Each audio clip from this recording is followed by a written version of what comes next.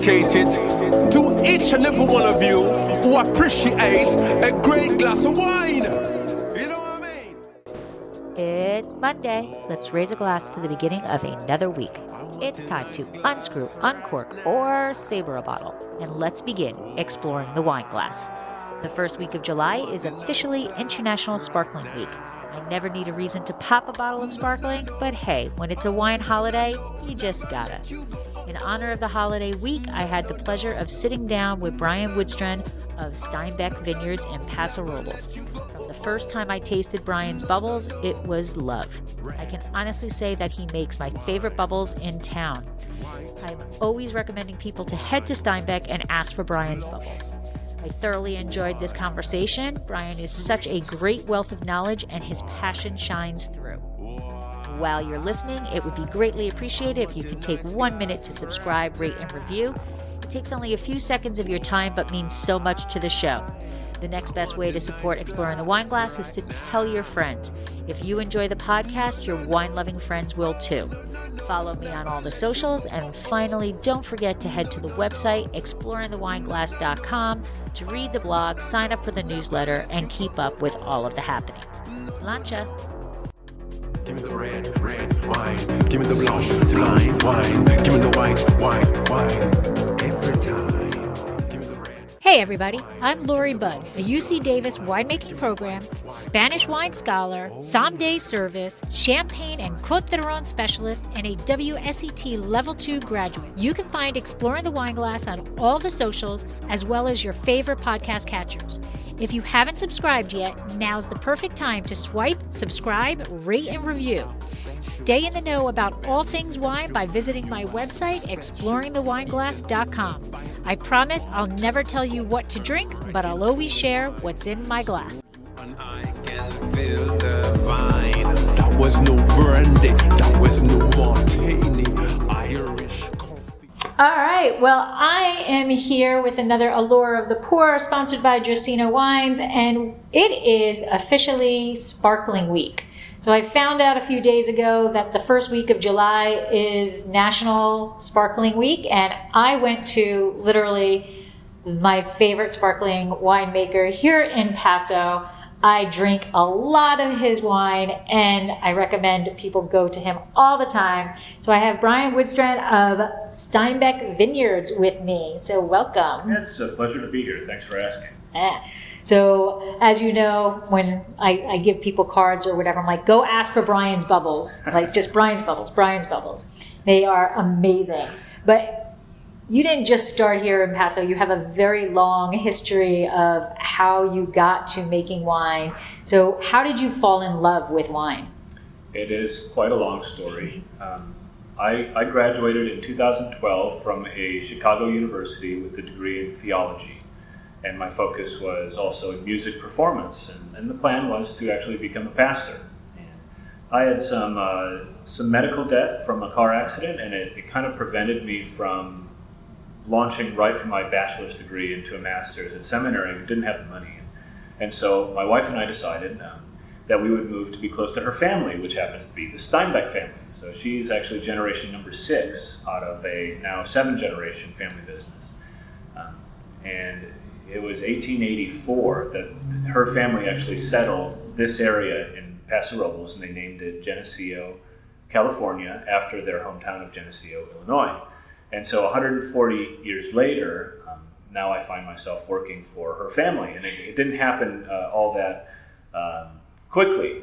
So we moved to be close to her family, but I didn't have any sense of wine or winemaking or wine sales or anything like that. But I needed a job, and so I drove around and I tasted wine at a bunch of different places in town. And if I liked the wine, I submitted a resume that had no wine experience. But it just said basically that I'd be happy to work for you and I'd like to learn, and I plan on leaving in about a year. And so a couple people, they said they'd bring me in for an interview.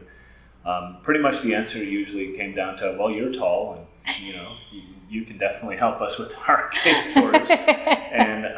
And so I didn't really know anything about wine, but I got a job at Palmar Junction, and I was working under the manager Mark Stern at that time, and he was a sommelier, and and I had done a little research, and I found out, if I wanted to know more about wine, maybe I should become a sommelier too. And I didn't really ask a lot of questions, and so I didn't know what it meant. And so I saw that there was like a suggested reading list, and it was like 11 books.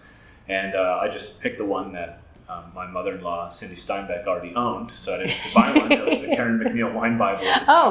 And so I read that, and I drank Steinbeck's Zinfandel mostly while I read it, and I finished it in about 3 weeks. And then I signed up for the class to become a sommelier, and then the test the next day.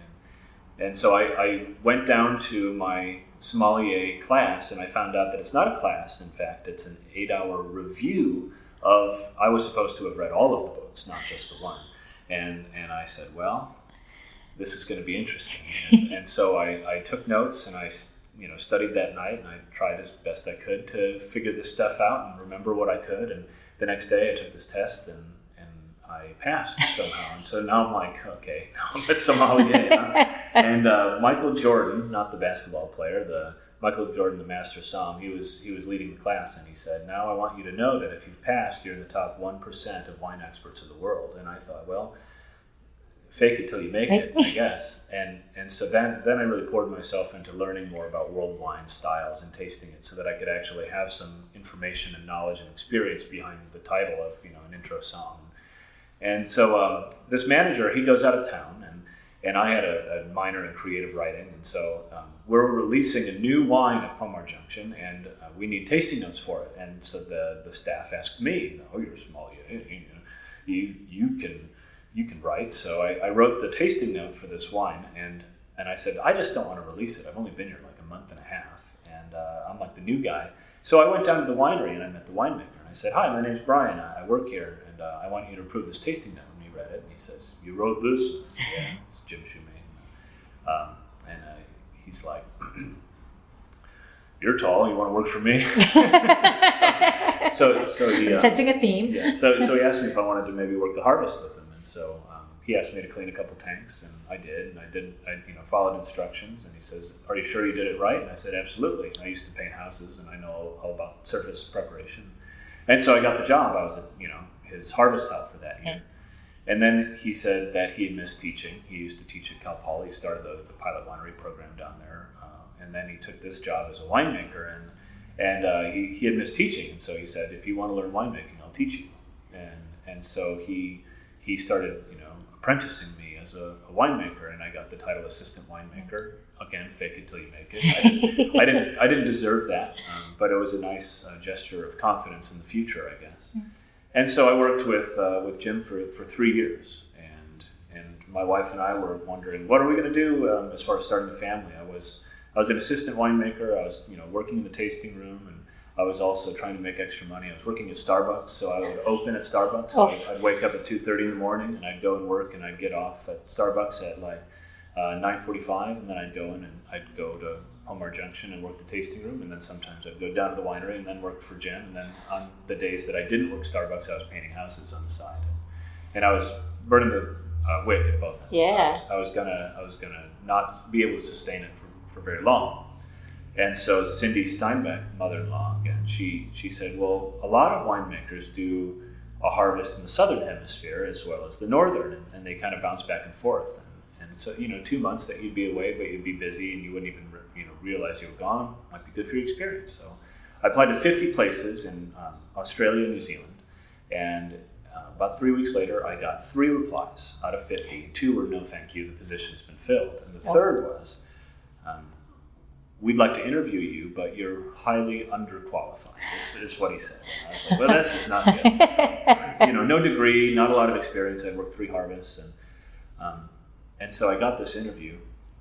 It was a December night. It was for 10:30 at night is when he had scheduled it. And it was his 4:30 the next day, p.m. And so my buddy wanted to go to the bar, and I said, no, but let's get a beer, a growler of beer that we'll just bring back to the house, and then we'll have it after I finish my interview. Well, he didn't call me, and it was like 11:30 at night, and we're thinking, okay, he's just not going to call. So I sent him an email. I said, hey, I'd like to connect with you another time. Sorry I missed you today. Reach out when we can do this interview again. And so we crack open this triple IPA. It's like 11.5%. Uh-oh. We drink it. And we drink it. About 12:15, my phone starts ringing. We were about to call it a night, and I pick up, and it's this winemaker from Tasmania, and now he wants to interview me. And so my friend starts making the Tasmanian devil, like blah, blah, blah, faces at me, and he's trying to heckle me this whole time. And we're doing this interview, and he's asking me a lot of technical questions about equipment, not really about winemaking, because he didn't need a winemaker. He needed a harvest hand. And so he's asking me about pumps and filters and pressure, and I just wasn't really familiar with all that. I said, well, we have one pump. It's American made, go USA. And he's like, yeah, well, I'm just not sure you have the information that you need to do as well in this job, because we have over 100 applicants, and many of them have 10 years experience in winemaking or master's degrees. And I said, well, I can just tell you that I'll learn fast. And I'm tall. I didn't say that. But he said, yeah, so, well, what else can you do? I said, well, I'm trained in theology, kind of read biblical Greek and Hebrew. He goes, yeah, we don't need that. And I said, well, I'm a professional singer. And he goes, don't need that. And I said, well, I was trained and I'm certified as a clinical massage therapist. He goes, that's interesting, but no, I don't need that. And I said, well, I used to paint houses. And he goes, really? Well, how would you finish a room from studs? And I said, well, do you want drywall or what? And he goes, yeah, to drywall. How would you do it? And so I just explained to him. I just took him through the process of what I would do. And then he says, okay, you have a door that's painted, but it's old wood. How would you get it back to bare wood so you could stain it? And so I talked about that as well, and a couple options. And he goes, I used to paint houses before I became a winemaker. And he goes, you've got the job. And so that's how I got a job in Tasmania, Australia, which I didn't know was part of Australia until I applied there. Right? And then, and so I go over there, and I'm the junior tank cleaner, basically. So I'm, on the younger side of who was hired. I was the least experienced in wine, and so I'm working this job, and it became competitive. The winemaker made it competitive, so that one of the five of us would stay an additional month, and then for whatever reason, he decided that it was going to be me. And so I was like, well, my wife's back in the United States. I was like, I better ask her if that's okay, because. So I said, hey, can I stay another month? The money's pretty good, and the experience is great, and now I'm going to be working mostly with the winemaker, and we're going to be doing sparkling wine, and that's really interesting. And so she says, yeah, I miss you, but it's worth it. And I said, okay. So now we're working together. I'm working with this winemaker, and then I get called into the CEO's office, and I figure, okay, he's going to tell me it's time to go home. And he says, you and the winemaker get along pretty well. We'd like you to stay for 4 years and become the assistant winemaker here. And I'm like, I better call my wife and ask her what she wants to do. She was finishing up her second degree. Her first degree is in church music, so that was going to be our parent, pastor and church musician. And her second degree was in physical therapy assistant, as an assistant. And so she wasn't going to finish her degree until September. And so this is in May. And they want me to apply for this visa, and then once the visa is approved, it's a 4-year contract with the company. So we worked it out that she'd come over, and if the visa was rejected, then we would just come back to California, and that would be it. And if it was approved, then we'd live in Australia for a while.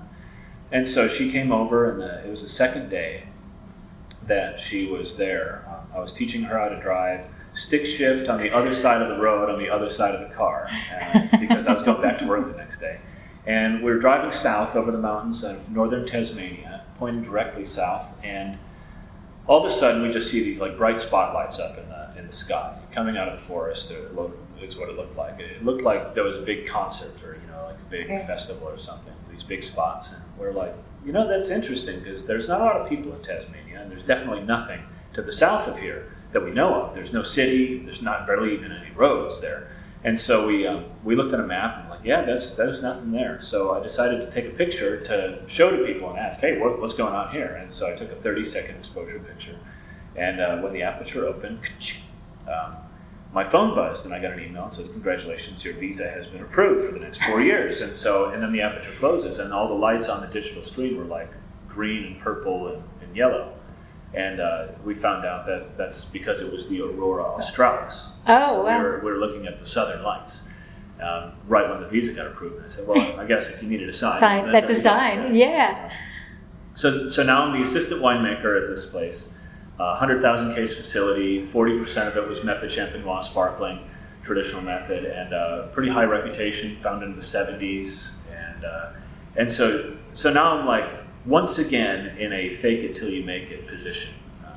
Sommelier first, then an assistant winemaker at a small facility in Templeton, and now for this big company, I'm managing people for the first time in my life, and learning how to do that, and learning from this winemaker. We're coming in at like 11 o'clock at night and doing tweaks on the wine, and then going home, come back in at 5:30 to bottle, and like, boy, was I in over my head.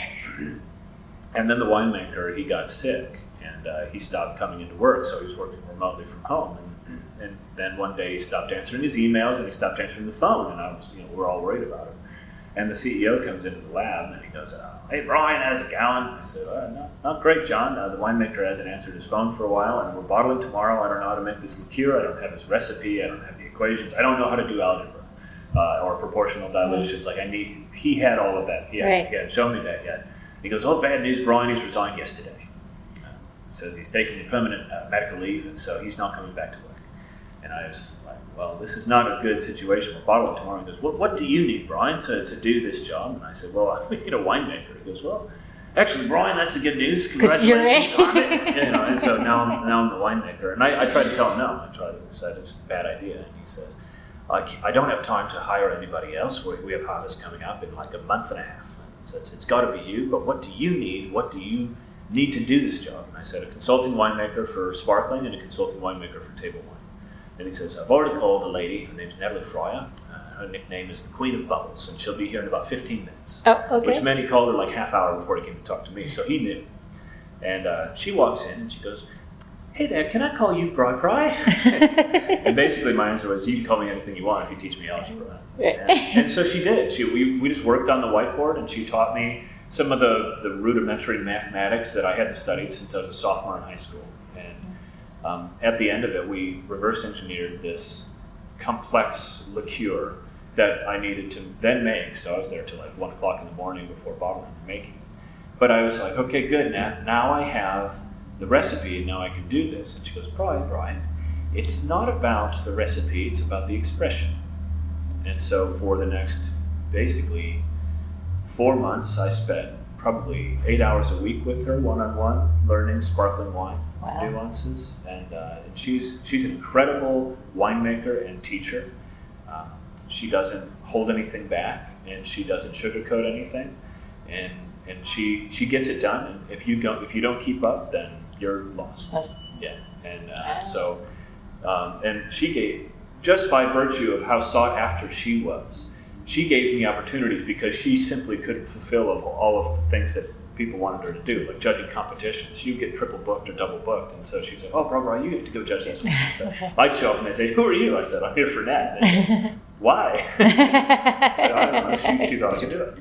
Yeah. Wow. And so that was my kind of induction into wine making, wine loving. Learn by the fire, man, right? And, the fake it till you make it thing, and eventually it got to a point where I actually requested that they hire. I told the whole board of directors for this company. They said, "What are you planning to do for the largest harvest in our company's history?" And I said, "Well, I've hired an incredible harvest winemaker to help me out. He's got more experience. He's got a degree. He's good." So I told the board of directors, because I didn't want to stay in my position if it wasn't the right fit for the company or for me. I didn't know about hiring people the way that I should, or managing a big budget like that, and I thought the company would struggle if I was to remain in charge. And I think the CEO kind of had the same thought at the same time. But I told the board of directors in a meeting, pretty flat out, when they said, "What are you going to do for the biggest harvest in the company's history?" And I said, "Well, I've hired an excellent harvest winemaker. His name's Luke Whittle." And I basically said, "Hey, I worked with him my first year at Piper's Brook, and I think he's really the guy that's going to save this harvest. He knows everything he needs to. He knows the facility. He knows some of the people that work here. He's got a degree, lots of years experience." And they said, "Well, it sounds like he's a better fit than you." I said, "You should hire him to replace me." And I walked out because I was busy. Wow. And so I talked to the CEO. He says, "Did you mean it?" I said, "Yeah." And he goes, "Well, we can't just hire like that. We'll put a job posting." And I said, "Okay." So I recommended. I said, "Hey, look, you should apply for this job." He goes, "I don't know, man." I said, no, you should do it. And so eventually he did. He got promoted to the chief winemaker. And I said, so do you want me to leave? And he goes, no, I want you to stay. I want you to keep making sparkling with Nat. And so that's what I did for 3 more years. Wow. Yeah. Wow. You know, and it takes a very special personality to realize that maybe you're not the best fit and you still can recommend somebody else, you know, to be a better fit, even though you might have been pushing yourself out. Well, one of the things that I realized in kind of like you said, by the fire, you know, it was a trial by fire. One of the things I realized was that it was far better to pursue excellence than being impressive. Yeah. Is that if I wanted people to look up to me and say, wow, he's really cool or he's really talented, I would rather be cool and talented. I would rather be worth something than present myself as worth something. And that's a big shot to the ego, really, to get to a point where things are so hard that you really would rather do less and be recognized for less. But this way I could focus on becoming better at what I wanted to be better at. Right. And that specifically for me was making the wine, not being the presentation of the winemaker or being the one who's managing all the people and hiring all the people. Right. You know, I didn't need to be the guy in charge. I wanted to do excellently at what I was good at. Right. And so that basically introduced you to your passion of making sparkling wine. Like that, is that, I mean, you make still wines also at Steinbeck, but is sparkling really your true passion? Is that? Well, when I came, because I made still wine in Tasmania as well. Actually, I think one of the reasons that I was, you know, asked to stay was there was a problem in the premium fermentation room. So it was the really high-end Pinots that I found that they sold for $120 a bottle. And there was a problem in it. And so I went in there and I was able to assess, you know, the flaws. And then I learned about how to solve them. And so I just worked with these 25 bins of Pinot Noir for like a solid 2 weeks during the harvest.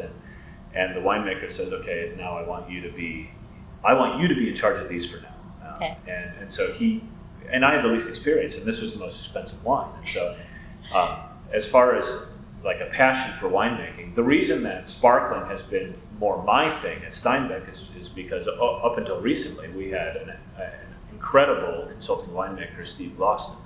You know, he's a rock star. He's got a great history here in Paso. He, you know, some of the best awards in the world for winemaking. And so I was learning from him and his style. But the thing that was my own was the sparkling. And then I took more of a presence in the white program. So like our Viognier and our Rosé that we started in 2018. And then 2023, I got moved into the senior position. So like I have an immense passion for our Cabernet Sauvignon program. And for one of the best Petite Syrahs that I've ever tasted is coming. And I don't mean that egotistically. It's just, this is really special, and I can tell you why. And I love assessing that kind of thing. But there's something about sparkling that it's like, okay, if you're a glutton for punishment, why not make the wine 3 times? Right. Yeah. Right. So initially it was mine. That's why it was such a big passion, bringing it over from Tasmania. And the other thing is I see the other sparklings in the area, and I love just seeing the differences, and I love seeing the progress because, you know, back in 2019 even, that's when all these bubbles started popping up everywhere. And just seeing how people have grown since then, because we're not trying to make champagne in this region. And Tasmania wasn't trying to make champagne because the champagne judges would come to Tasmania and say, why is there so much fruit in your wine? It's like, well, it's a warmer climate. Okay. This is how the wine expresses itself, etc. Right.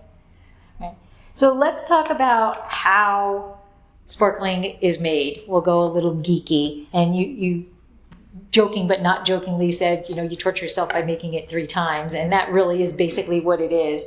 So the method you do is the champenois method or the traditional method. Okay. So let's talk about that first thing. When you are picking your fruit for that to be the sparkling, is it any different than let's start with what fruit are you picking to be your sparkling? Because you have several, right? Sure, yeah. I have a few types of sparkling that I've been playing around with, and I still haven't solidified what the program is going to be. Okay. So the core program really is I have a Blanc de Blanc, and that's mostly Chardonnay. And then I also have a non-vintage cuvee, which allows me to make whatever I want, and then that can absorb all of that. And then sometimes I'll say, ooh, this is pretty special by itself. I don't want to lose that in the non-vintage. I'll make something just by itself. And so like this last February, I had made from 2021, I had decided I'm going to see what Syrah and Grenache look like as a Blanc de Noir. And so I blended them in basically 1/3 Syrah, 2/3 Grenache, and as a Blanc de Noir. And it's a bright green wine. It's very, very white. And I actually submitted that to the Rhone Rangers for their signature event, for their national event. And it actually won by blind tasting out of, the panel of winemakers and business owners and people who were planning the event.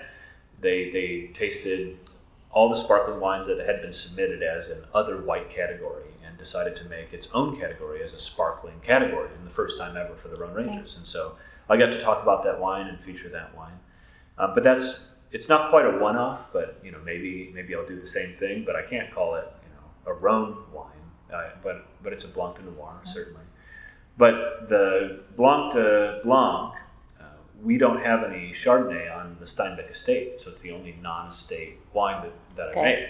But we do grow it, and so Ryan Newkirk is my brother-in-law, and he's been working with his grandpa Howie Steinbeck for his whole life, and so he's been, and now he's in charge of managing all the growing at Steinbeck and also at Eberly, and so I call it family-grown fruit, and it's grown to the same quality that Steinbeck does, but one of the things that's interesting about making warm climate sparkling is that by the time you get to the right sugar level, and so if you're familiar with bricks, we're looking at between, I would say, 17 be on the low side, especially for ripe characteristics. You just wouldn't be there in most cases. 18 to 20 bricks. And 20 is getting more towards that really lush and rich style of sparkling. And you have to watch your alcohols at that point. But yeah, 18 bricks, and right around 3.1, 3.2 pH. A little lower is even better because I want to go through full malolactic, and there's quite a lot of malic acid at that point. And so I'm picking it at that level of ripeness, and the flavor is wonderful. The aromatics are pure. They're even a little tropical, some peach and cashew, and just really gorgeous fruit. But it's short in the palate. So when you pick that early, it's early in the season, so that the fruit hasn't had time to develop in certain ways. Right. And so I just had this really pretty and really short potential Blanc de Blanc. And this is at the juice stage that I'm looking at it. And you have to remove a lot of the texture, a lot of the phenolates. You have to make it a little bit more neutral. And so I tend to fine pretty heavily comparatively to barely fining at all for table wine. And so I don't strip it, but I bring it just where you notice all of the nice nuances of the grape, but without it being too present as a juice. Because when you add CO2, everything just pops right out of the glass. And so if you have too much phenolic, too much flavor, too much aromatic, it's just like a bouquet of flowers in your face, and it's no good.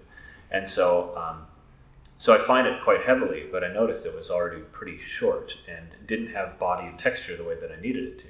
Well, I'd experimented that year with, I used Eberly's press for the ton of Chardonnay that I made. Okay. But then I bought a 5-gallon hand crank basket press, and I experimented with other varieties from Steinbeck. And so I did that, and I made 2.5, 3 gallons of Syrah as a Blanc de Noir. And it took about the same amount of time to make the Chardonnay. And so I have this carboy of Syrah, and I'm tasting it. And I said, this wine has 0 flavor. The only thing is, if you linger on the finish, then it's kind of like beef jerky, because it's the Estrella clone. Okay, and so it's really gamey, really meaty, and I'm like, well, that's a terrible wine. But then with the Chardonnay, I said, well, I wonder what it looks like. And so I blended 2.5% as a trial, and it doubled the length of the Chardonnay, and I could actually smell and taste more of the Chardonnay characteristic, and it didn't have any of the Syrah except added body, texture, and length. And so that's my Blanc de Blanc program, is a tiny bit of Syrah, Blanc de Noir in a Chardonnay. Awesome. And so that is what would be kind of considered, well, not kind of, that's considered your cuvee, right? Well, The Blanc de Blanc, I'll just call that as a standalone Blanc de Blanc, even though it's not purely Chardonnay. Okay. So the non-vintage wine that I make, I call that a cuvee. Okay. Because cuvee historically means a blend. And so Right. it's a blend of a bunch of different varietals, including some Zinfandel that I made one year, and some more Syrah and Grenache, and then I even have some Sauvignon Blanc in there, which I make as a one-off every couple of years. And so the cuvee is a blend, and actually someone says, well, you can't call it a cuvee if it's not, certain grapes. And I said, well, the ancient translation of cuvee, as I understand it, is to tell a story. And so that's it. Oh, okay. And it's a non-vintage, so it tells a story throughout the years. Yeah. Okay. Then our next step, now you got to, this is where I start to get all like intrigued and baffled at the same time. So you're doing it in that traditional method. So you're doing your second fermentation in bottle. So you're putting yeast, and you've got your still wine, and now you're going to put yeast and sugar in there. How do you know what yeast to put in and how much sugar you're putting in? Because at this point, you want that yeast to eat all the sugar. So how do you know that percentage, or is it trial and error? So we'll talk about the tirage, which is what we're doing now, and then we'll back up a little bit and get up to that point. Okay. So Nat Fryer had a secret notebook that had all of the secrets of like how to do this really well, and I transcribed that into an Excel document that I then stole from Piper's Brook, Tasmania, and now it's on my hard drive, and it basically auto calculates everything. But every time that I put the sheet together, I never want to forget how to do it, and so I also do it by hand. Okay. And so I double check my work, but basically it's a 7-day culture program where you take a percentage of water, a percentage of wine, you add a certain amount of sugar and a certain amount of yeast, and then you propagate this culture until you're ready to add it back into the wine, which you also have to prepare. And so one of the things that so the three things that we're basically adding to the wine is yeast, sugar, and an adjuvant, which is clay and tannin, and then also some nutrients for the yeast. But you want to end with like 12.5% alcohol, and so that's how much sugar you need to add. Is if you want to add 1% equivalent, so if you have an 11.5% base wine, you're adding about 21 grams a liter of sugar. Okay. So 2.1%, and that's going to equivocate to about a percent growth in alcohol at that. And then the yeast that I use, I've used the same yeast for every sparkling wine since I've ever started. It's 18207, which is a champagne yeast, a Pristinus.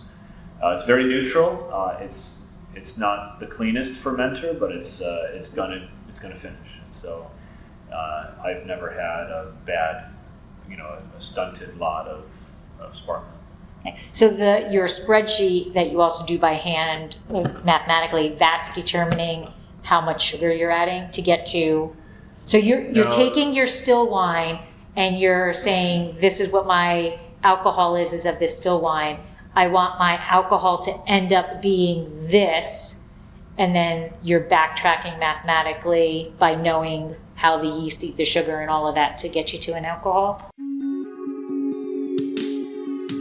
And now, a word from our sponsor. Looking for a unique wine tasting experience? Look no further than Dracaena Wines' tasting room in downtown Paso Robles. Located on the corner of 13th and Pine, this charming spot is not your average winery. Founded by passionate wine lovers who also happen to be the brains behind Cab Franc Day, Dracaena Wines is proud to call themselves home of Blanc de Franc. This crisp and elegant white wine has gained a cult following and is just one example of their superb offerings. With over 10 years of consistently receiving 90+ ratings from top critics, these wines are sure to impress even the most discerning palates. So come raise a glass with us and celebrate great wines at Dracaena Wines' tasting room. Yeah, if I start with let's say an 11.9% base wine, I may decide to lose some of the effervescence by lowering the alcohol potential by adding let's say 19 grams of sugar, but that's shooting from the hip. The other thing that I might even consider is it's going to go through another fermentation, I can add water back to a certain amount. And so I'll do that by taste trial of saying, what's going to make this too thin? And then I can add more sugar so that I can get more bubbles out of it. But if your alcohol goes too high, then you lose a lot of your bead retention. Oh, okay. And so your viscosity changes as well, and it starts getting hot. And if you have hot sparkling, it's already in your face. And so now if it's alcohol in your face, so if you have like over 13% alcohol sparkling, there are sometimes when that will work, but my style, it's just too much alcohol. The bubbles don't behave the right way. And so I shoot from the hip by saying I want to end up with 12.5. My expectation is that 21 grams a liter will add 1 or 1.25% alcohol. If it's going to go over 13, or I think it might, then I'll usually add water or I'll add less sugar. Okay. Yeah. And is the sugar actual sugar, or are you using grape? It's cane sugar, one of the ones that you're allowed to. So when I go to the grocery store and I buy the 50-pound bag of sugar covered in grape juice, they're like, I think this is legal. I'm like, it's for sparkling. or I tell them I'm baking a lot of cakes. Yeah. All right, and then you said you wanted to backtrack to get up to there. Yes. What did I miss? So for anyone who wants to punish themselves by making sparkling wine, so the way that you do it is you pick grapes and you get the juice out of them, either from red grapes or green grapes, and then you handle those. You add fining, and then you rack them clean or clean as you want, and then you ferment them, and now you have a base wine that's gone through its first fermentation. So in table wine, you would say secondary fermentation, referring to malolactic, which is kind of a misnomer for sparkling wine. The secondary fermentation is in bottle wine. So just to clarify, is do a primary fermentation, which is your alcoholic fermentation from the juice to the wine. Now it's a base wine. Then put it through malolactic fermentation, and I do this in barrel. And I typically do it native. And so I'll do the malo native because I want to get it totally zero malic acid, and that's just providing stability so that it doesn't have a different fermentation than you want while it's going through its secondary fermentation in the bottle. And so get all the malic out, and then during this time I'm doing batonnage, not just to lift up the bacteria that settled into the lees bed, but also to get the lees and the yeast to provide more body, character, and texture into the wine. Also burning off some of your more volatile estery aromas, which you don't want. What I don't want. I don't want to taste the fruity elements of the yeast. I want to taste the bread and the shortbread, nutty elements of the yeast later, the autolytic components. So now you have a malolactic completed wine that I will stir it until I am convinced that that's the body that I want going into tirage, which will then develop further during the aging in tirage over, after 9 months in tirage is when the yeast starts autolyzing and breaking down and giving you the bread character. And so you have your base wine then. That's when you will blend it with whatever else you want, and then you cold stabilize it, so you just get it really cold, and then if you're in a rush, you can add cream and tartar and seed out your potassium bitartrate and make it cold stable. And then you do your tirage culture program, add your sugar, your yeast, your clay, put it in the bottle on a crown seal, and forget about it. Okay.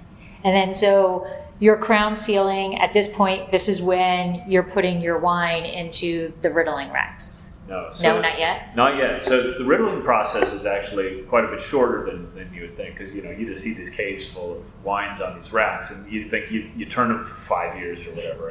And actually the program I got from the winemaker over at Niner, actually, she's excellent. It's 2 weeks. It's just 2 times a day for 2 weeks. Okay. And as long as you have the right adjuvant and you don't have too much sediment, you're going to be able to get a very clean wine out of it. Okay. And so you turn it different directions, a quarter turn for the first week and a half, and in the last few days you're doing 1/8 turns and gradually just uprighting the bottle. So the tirage aging is when you have it at crown seal and then you put it in a bin laying on its side horizontal like a barrel, so that the lees is actually maximally exposed to the wine. Okay. Whereas if you store them upright, then the lees is all on the bottom, and that's like a tank. And so you want the maximum amount of lees surface contact.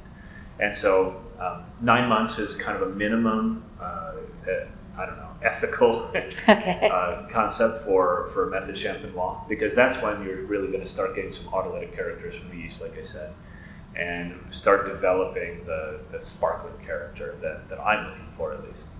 And then after 2 to 3 years, you really have a serious wine as far as aging on these. And it's after that, when you're getting ready to disgorge it and then liqueur it, dosage, and then put a cork in it, that's when you say, okay, I want to riddle this for 2 weeks, and then I want to finish it, and then I want it ready for sale in another month or 3.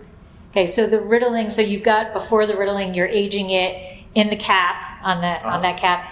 You've got the lees on the bottom. This is where it's getting its body and it, right? And then now you're like, okay, I'm ready to go to the next step. Now it goes into those riddling, and that's basically that's when you're trying to get the yeast down to the neck. Yeah, all the yeast, all the sediment, all the clay, the bentonite that you put in there, right, that needs to get into the neck fully, so that when the wine bottle is upside down, all the lees are right against the crown seal. And that's the point where you need to disgorge. And some people are fast enough and good enough that they can basically just like quick shot it, where they don't freeze the plug. They don't put it in a freezer. They just upright it and blow it out like that. Oh, I didn't know that. I thought it always had to be. Yeah, it makes a giant mess. Right. Better if you chill the bottles if you're going to do that. And I decided that I didn't want to lose that much. I only make like 100 cases a year of this stuff. And so, because it can just spray everywhere. And so I also couldn't afford like a $20,000 neck freezer that can only do 3 bottles at a time. And so I looked up and found that a medical grade freezer is the same temperature as a glycol chiller for neck freezing. It's designed for sparkling. And Grandma Bev Steinbeck had a bunch of extra mason jars up in her house. And so I just grabbed those and filled them with glycol and put them in this medical freezer. So now that's where I chill the necks and make the ice plugs. You're brilliant. And then I just blow it out. Yeah, the medical freezer is like $900. Right.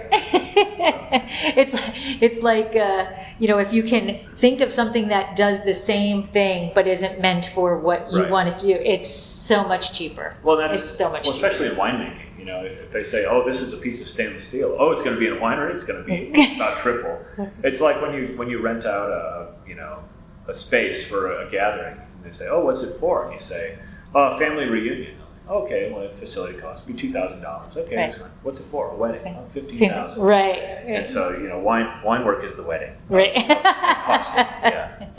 And so I use that, and I freeze the plugs, and then I disgorge them. I just blow the sediment out, and then I pour out or fill up to 740 milliliters. I have a little measurement tool for that, but I do it all by hand. And then I dosage 10 mils of whatever liqueur I designed for that one, and finish it. And then I hand cork it, and I hand wire cage it, and I wash them off, let them dry, and then I hand label them. And so, your sparklings, what's your residual goal? Do they each have a different goal, or are you basically are you considering yourself a brut, an extra, my style and my taste, which I make everyone else taste as well, is brut or extra brut. Okay. Yeah, I've never gone over 6 grams a liter in Paso. I've gone to 12 grams a liter in Tasmania for certain products. There's and this was mostly directed by Nat. Nat, not necessarily by her taste and what she wanted, but by what she knew would sell and what would hit the market well. And I've heard even, and if you really want to geek out, that this was from Amy Butler. She really knows sparkling really well. And she says an easy rule is that your grams per liter can equal your TA, your total acid. Okay. And as far as what the market is going to sense as balanced. And my price point is a little higher, and I don't really care who likes it as long as I feel like it's what I want to express. And then the people that like that style, they'll find it. And so that's okay with me. So I go between 3 and 4. Okay. And I've done 5 or 6 trials, the same exact trial over 2 days, because I was still like, nah, maybe it could be a little bit more. And I ended up on 3.375 grams per liter, like 5 times in a row. And I'm like, well, that's the sweet spot. That's your sweet spot. And who knows how accurate I am, pouring out 740 mils. And so Right. it's all theoretical anyway, Right. but I get as close as I can. Okay. Yeah. See, that's probably why I like, because I am not a fan of the higher.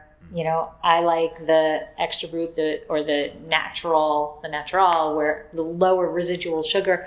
I don't want that sweetness. I don't want it. And I know there's a balance between the acid and the sugar expression, right? But it's just, I like it lower. And I think I'm very sensitive to those that are higher, and it's just not my cup of tea. Yeah, when it's lingeringly cloy, that's where I say, there's nice flavor there, but it gets hidden on the finish, especially when you rob the essence of the wine by adding sugar, or you say, well, I needed to cover something up, and it's like, that's fine.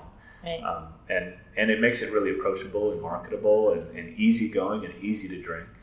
But like you said, I like the expression of the wine itself. Right. I prefer the expression of the wine versus, let's just, this isn't easy to drink, and, or put something else in it so that you're tasting something out, Well, and I've heard from several people, I don't want any sugar added, I just want it bone dry. And to me, that's kind of like cask strength bourbon, is that I went to a whiskey tasting in Tasmania, and it was so fascinating because they give you distilled water in these tiny little straws, and the straws are designed to add 1 drop at a time.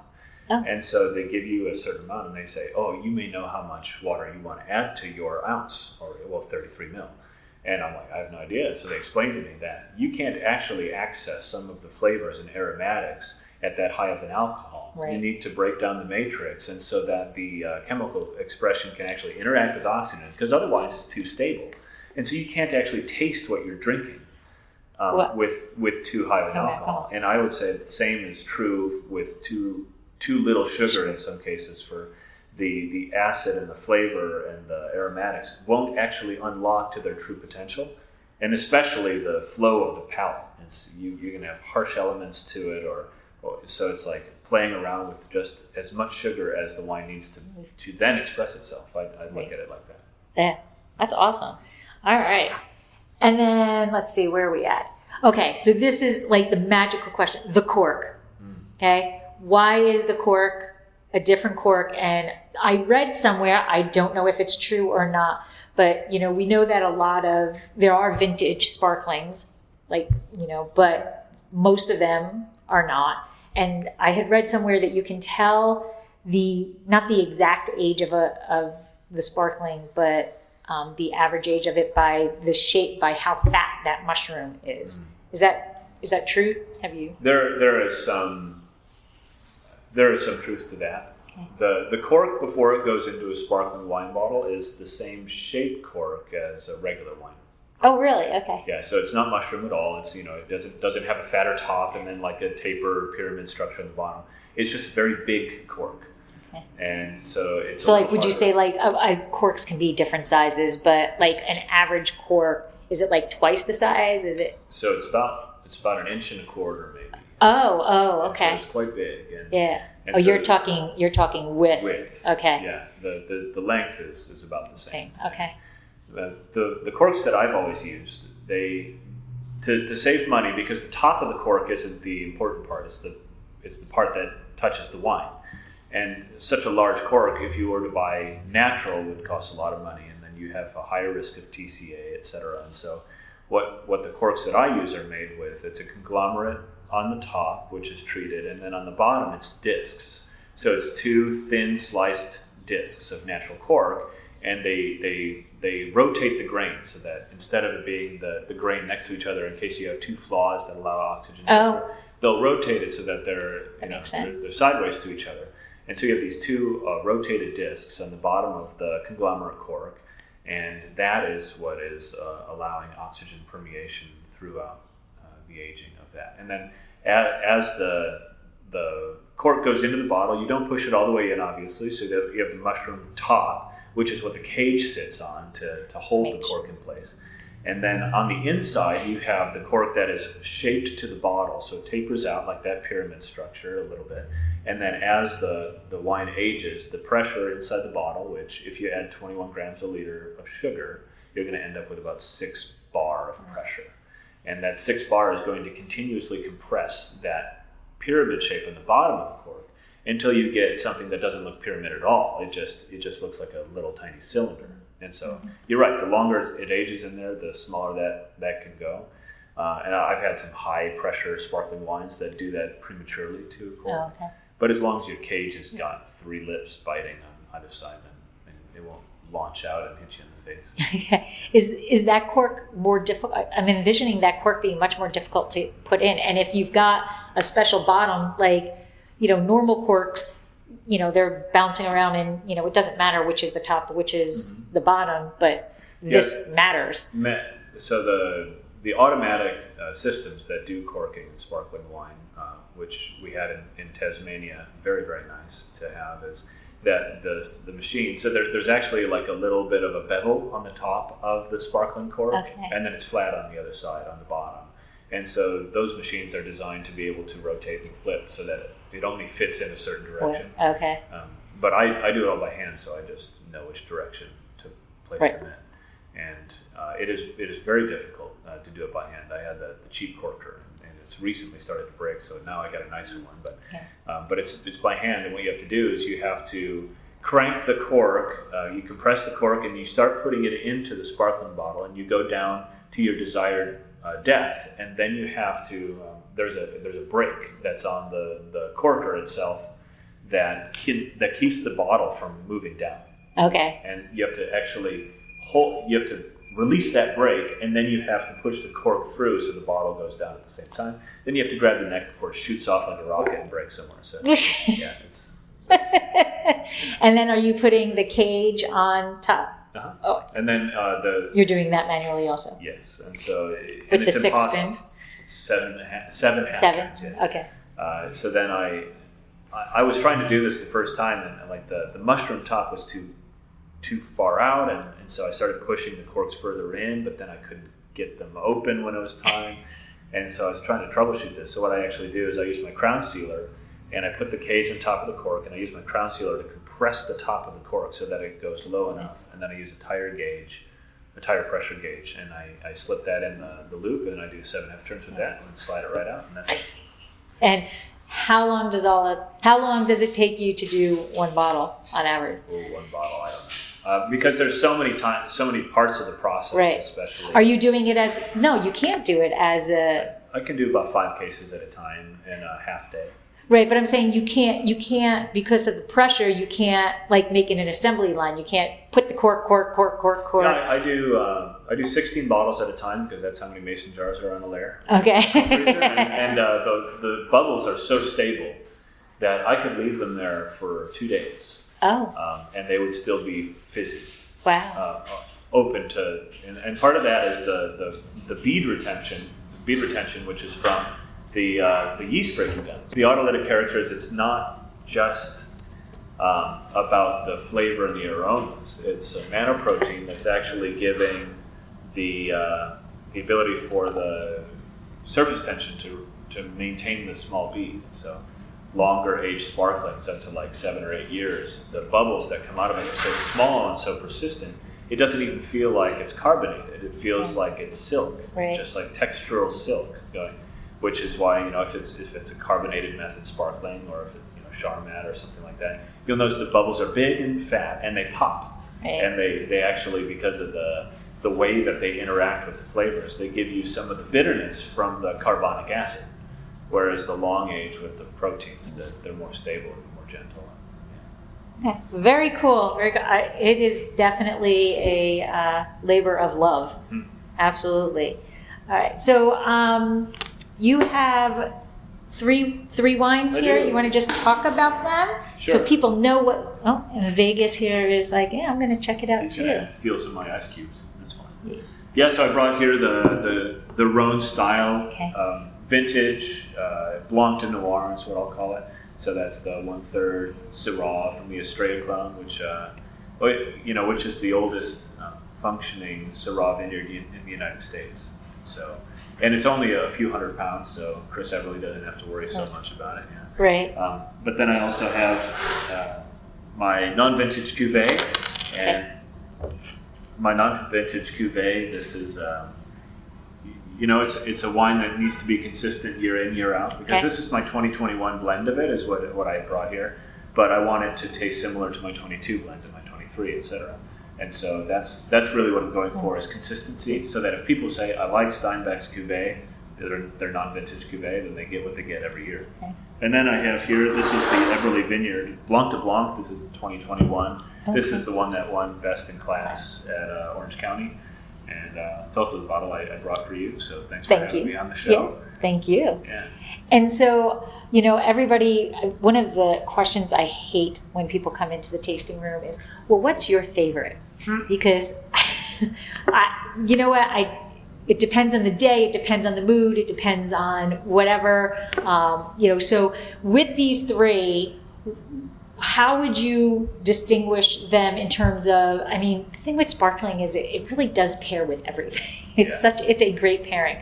But how would you, the characteristic of it, you said that the cuvee, the non-vintage cuvee is kind of, the same vintage after vintage. Describe that one versus how you would describe that 2021. So because the cuvee has quite a few varietals in it, it lacks the specific focus that a single varietal wine would have. Okay.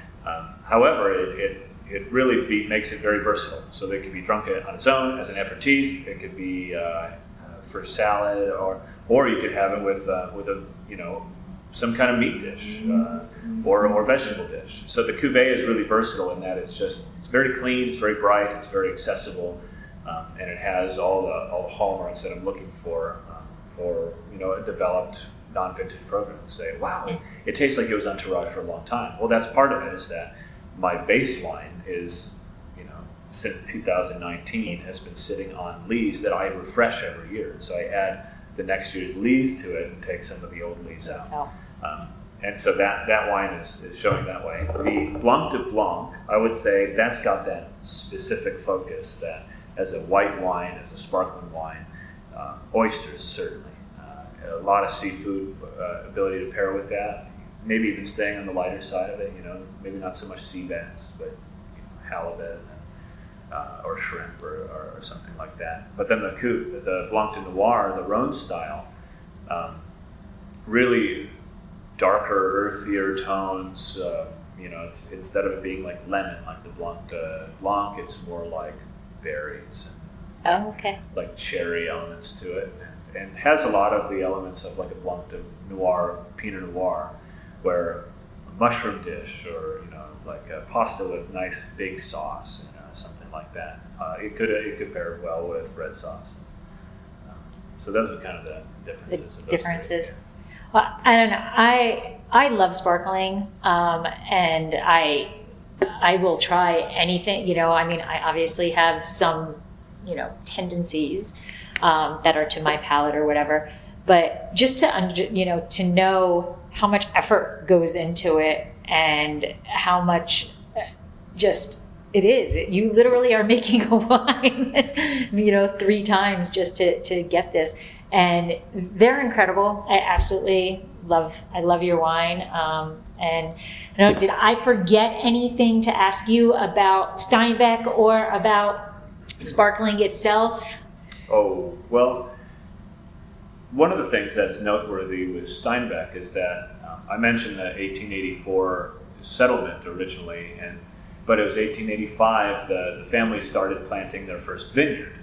And by 1901, they were making 3,000 gallons a year. And right now, Steinbeck's current program is about 3,500 gallons. And so, 124 years later, we're right about the same production level of a high quality product. And then we found out through the Wine History Society of San Luis Obispo that in 1901, circa 1901, the California State Fair, our family took the best in show at the State Fair with their, quote, champagne. And, oh, wow. And so once we found that out, I actually found that out after I had made my first sparkling here at Steinbeck in 2019. So I thought, well, it's like going back to the roots. Coming full circle. Yeah. But yeah, so and it's been an honor and a pleasure to work under Steve Glossner, to learn his winemaking styles, and then to bring all the information and stylistic things that I learned about sparkling from Tasmania, and to just be part of this community, and an exploding growth of new sparkling wines coming out here and there. Yeah. So backtrack a little bit. And I hate to ask this because it's like calling out a 7 when you're playing craps, but you are making this wine multiple times. Are there scary points in each of these? Like when you're making your still, there could be the S word. Is there a potential of something going wrong at each stage, or once you get that, through that first fermentation? And I hate calling it malolactic. It should not be a fermentation because it's bacteria, but that's me. Sure. But so are there problems that could arise at each of the stages? Yeah, and I think that sparkling wine in some ways is more delicate because you have to prevent your total sulfur from climbing to a certain point before it goes into tirage, because if you're over 50 parts per million total, then you might have a stunted secondary bottle fermentation. Oh, and true. so, and what do you do when you have 1,000 bottles or 10,000 bottles that didn't finish? How do you know if it finishes or not? When I open it, usually. Oh, okay. So that's one of the things is that my lots are pretty consistent, and so when I'm disgorging, I can tell if the lot's good. And so I'll just check it, about 8 months after I put it into tirage. But that's a long time for something to not have gone right. Right. And so really it's just about being meticulous and getting to that point so that you can forget about it and not worry about it. And boy, stuff can go wrong, because you're waiting for malolactic to complete, and you're on almost zero free sulfur, because otherwise your malic won't do anything. Meanwhile, your wine might be oxidizing. You got to make sure it's topped up. If it gets any other bacterial infestation, then you're like, okay, well, you can't really roughly handle it the way you can a table wine. Okay. Yeah. You can strip it, you can filter it, you can do all these things, but it's not the style of wine that I want to make. If I have to manipulate it that much. Right. Yeah. So I would say, things can go wrong. But the way that I handle all of that is I go back to what Jim Shoemake told me. What was it? I think I was freaking out about a ferment in the first year. I'm like, it stinks, blah, blah, blah. What are we going to do? I'm going to get fired. You're going to get fired. We're all going to get fired. And he goes, calm down, just fermented grape juice. Yep. And it's all it is. Right. And it's like, there's more to it than that a little, in some ways. But that's the essence of it. This is just fermented grape juice. And then the other thing is, do the best you can. And if it doesn't work, then pray and, try better next time. Right. Right. Absolutely. Well, thank you so much for coming in and for sharing the sparkling behind the scenes of how it gets made and how much effort it makes to make these bottles. And for all of that effort, you say you're at a higher price point. In some realms it's a higher price point, but I think for how much effort and the quality that the wines are, it's not a high price point for what you get. So, but thank you so much, and I appreciate it. Thank you, Lori. Banana, daiquiri, sweet Merlot, give me the Nebbiolo, Tempranillo, all the love. This has been another episode of Exploring the Wine Glass. Thanks for listening. If you have suggestions on what topics you would like me to discuss, please reach out on social media. You can find me on Twitter, Instagram, and Facebook as Exploring the Wine Glass. I am also on LinkedIn as Lori Hoyt-Budd. Of course, you can always email me at exploringthewineglass@gmail.com and sign up for my newsletter at exploringthewineglass.com. If you enjoyed what you heard, please rate, review, and subscribe to help others find me more easily. And most importantly, tell your wine-loving friends, because if you like the podcast, they will too. Podcast music is Wine by Kevins. Until next week, sláinte. No.